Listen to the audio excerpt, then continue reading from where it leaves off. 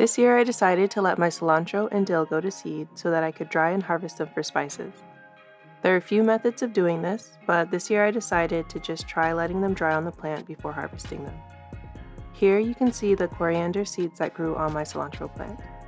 They're completely dry, so I just harvested the plants at the root.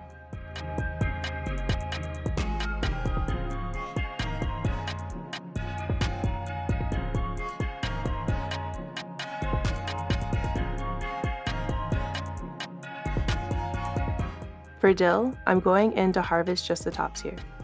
You can see all the tiny dill seeds that have dried.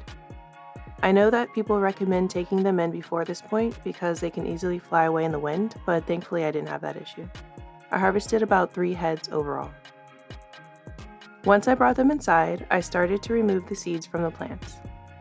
For dill, I just went in and carefully removed them from their stems. Sometimes the stems would come off with the seeds, so I tried to separate them as much as possible.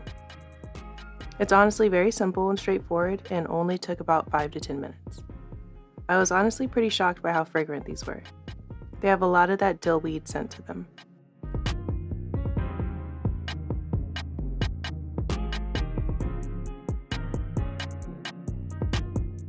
Once I had the seeds off all the heads, I just double-checked the pile for stems and added them to a clean mason jar for storage.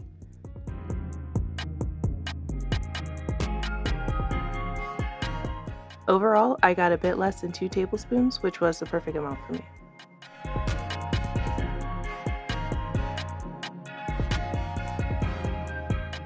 Next, I started removing the coriander seeds from my dry cilantro plants. This was a very similar process. I would say the coriander seeds were a little bit easier to remove just because they're larger, but it still took around the same amount of time to remove them. I grow cilantro every single year, but I've never harvested the seeds dry until now because I usually just harvest them while they're green and still have that cilantro flavor. I do use dried cilantro in cooking often, so I figured this would be a better way to use them.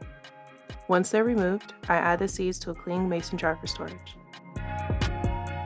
I got about 2 to 3 tablespoons of the coriander seeds overall, and I've already started using them to pickle some veggies, and I'm going to be using the dill in the same way. If you already grow herbs in your garden, I highly recommend giving this a try.